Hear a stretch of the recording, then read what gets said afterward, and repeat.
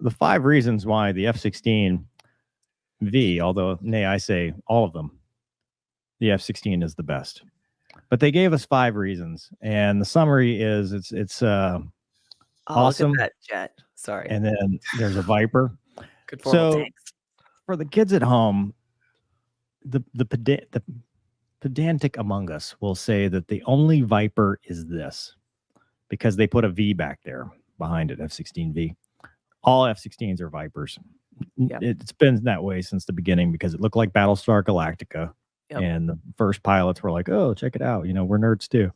And it's stuck and it's cool. It's just like the A-10 is the Warthog, not the Thunderbolt. Anyway, so they gave 5 reasons why it's the best.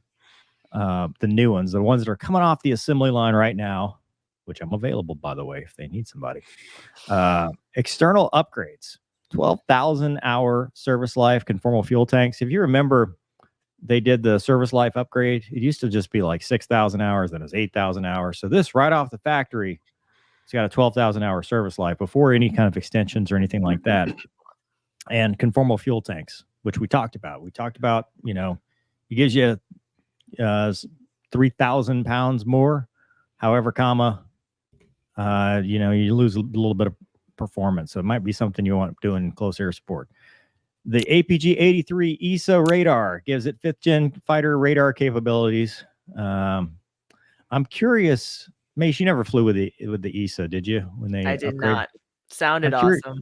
Yeah, I wonder if it makes the nose any different. If it reduces weight, weighs the same, adds weight, I would think it takes away weight, but I don't know.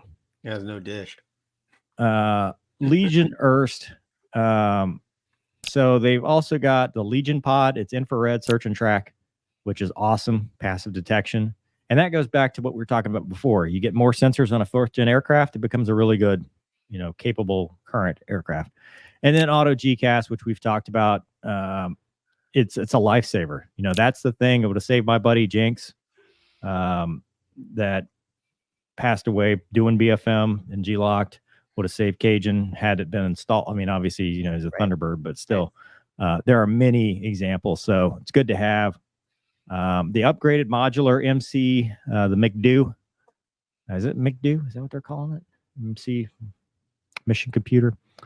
McDo might be from something else I'm thinking of, but it's a 6x8 inch center pedestal display, high computing power to the avionics, large color display. Dude, situational awareness. That's what you need. And then that's really it. That's the 5. But I would argue the fact that it's still coming off the assembly line, still got parts and support. You're still developing new tech for it. Maybe it'd be cool if they got the BAE sensor suite. Maybe it does. Maybe it already has something. We're just not talking about it. But Mace, what do you think about that? I mean, it looks pretty legit. I think they should call it the Viper. That seems like a novel idea.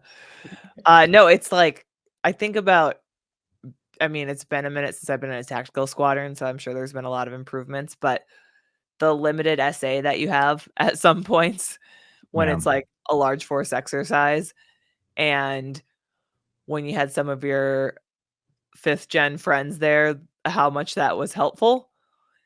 And to just bring in even some of that situational awareness into your own jet without being stealth would still just be hugely beneficial.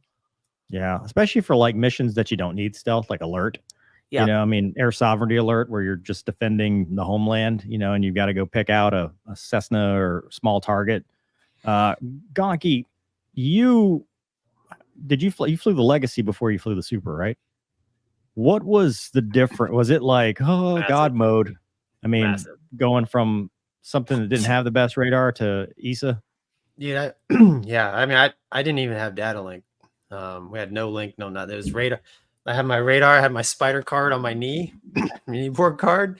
I had my ears and I had my pencil. And I would literally draw the initial picture out and be like, okay, here we go.